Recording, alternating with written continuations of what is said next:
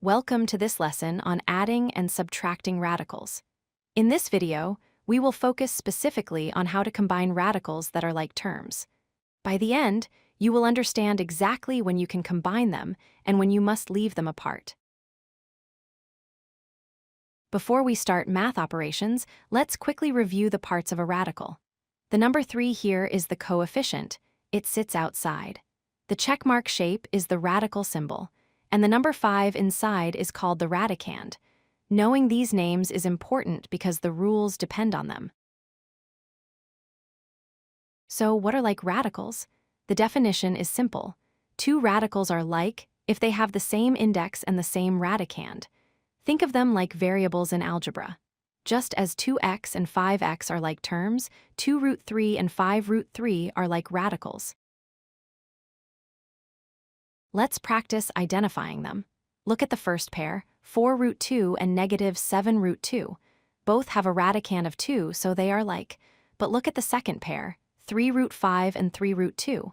Even though the outside numbers are the same, the inside numbers are different. These are unlike, so they cannot be combined. Here is the logic behind it. It works exactly like basic algebra. If you have 3x plus 2x, you get 5x. You add the coefficients and keep the variable the same. It is the same with radicals.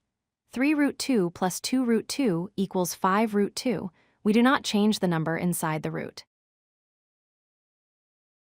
Let's try an addition problem. We have 4 root 7 plus 5 root 7. Since both have root 7, we can combine them.